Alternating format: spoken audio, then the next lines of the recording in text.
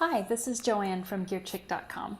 I'm here to tell you about the High Racer women's gloves by Racer Gloves USA. If you haven't heard of them, it's because they're a smaller company in the US, based in Northern California, but they've been here for over a decade and I've been wearing them for almost as long as I've been riding. I've trusted my hands with them most recently last year when I crashed and used the palm sliders. They fully protect my hands and I'm confident they'll protect yours. These are the newest version of the previous glove called the High End. Although you might not be racing, you might be like me and simply want more protection for the street. I haven't ridden in them yet, but I wanted to share some of the features with you, especially if you're thinking about new gloves for the spring. Before I go over them, I want to tell you about sizing. My old pair is a small, which I don't mind, but thought were a bit too loose, especially in the palms. Although my hand measurement is 7.5 inches, I fit into an extra small. They're on the tighter side, but I prefer this fit from the small that I have. One fit issue I always have is my palms are thin, so gloves tend to be bunchy right here for me. The extra small is perfect, and so I like how they fit there. I have a pretty long finger measurement of 7.5 inches from my wrist to the tip of my middle finger. It's perfectly normal for your fingertips to be at the end. But if you prefer a little more room, I would size up. I also want to mention these are a European fit, so slightly smaller fit all around than your American brands. There are some new features I want to show you, as well as one minor change that I think isn't a deal breaker, but were a little disappointing from the previous model. On my left hand is the High Racer, on my right hand is the High End. The biggest difference between gloves like these and other gloves at this level are the Kangaroo Palms and the extra protection they offer in the form of wrist coverage and carbon fiber reinforcements. If you've never ridden in Kangaroo Palms before, I found them to provide additional grip and comfort, especially on long riding days and trips. When the temperatures are extremely hot, I love how they grip a little harder so I don't have to. To minimize wear and tear, they've added silicone striping to the suede areas. You can see that I've worn through the suede on my older high ends along the same spots. Hopefully they'll last me even longer now that these additional pieces are here. There's also a lot of carbon fiber all over the glove. Additional pieces have been added between the proximal and middle bones of your fingers, the thumbs, the wrist bones, and then even more carbon fiber on your knuckles, as well as your palms.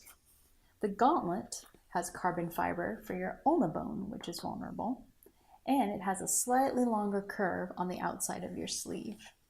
The sliding flap has also been extended to cover the strap. And let's look at the Velcro while I'm here. You can see that on my older high ends, the Velcro is pretty sturdy. The newer Velcro actually feels even more sturdy. One feature you might be curious about is, are they touch friendly? The answer is yes and no. They're not advertised as touch friendly, but the bare kangaroo areas have always worked for me with my iPhones. And the same goes for the new pair, except where the silicone overlays are. But since there's a small patch of open kangaroo leather above the silicone and on my thumbs, I'm able to use my index finger and my thumbs on my iPhone. I can also use these randomly with my iPad Pro and as well as my MacBook Pro laptop. It's not perfect, but I can manage, so I'm sure they're going to work with my iPhone on the side of the road. The only thing I can think of to be truly improved is the thumb.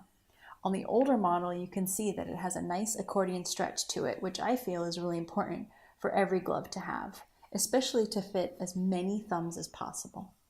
Other than that, I couldn't be more pleased with the High Racer gloves. Keep in mind you have to wash them by hand every season. And if you're planning to wear them a lot in the summer, you may even have to wash them a couple times in the summer months. The downside to kangaroo leather is it's more vulnerable to the salt and oil buildup from your skin.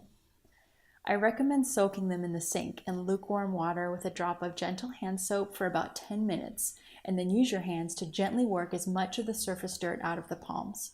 Towel dry, lay them flat with paper towels or newspaper stuffed inside to absorb as much moisture as possible.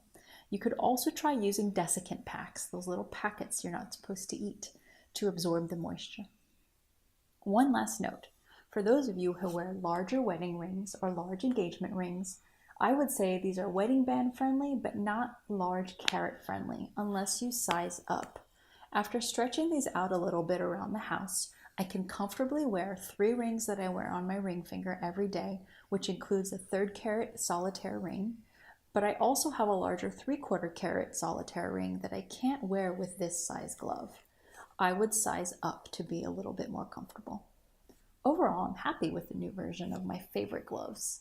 I think at $219 the price may seem high, but think about how many days a year you ride and divide the cost by that number.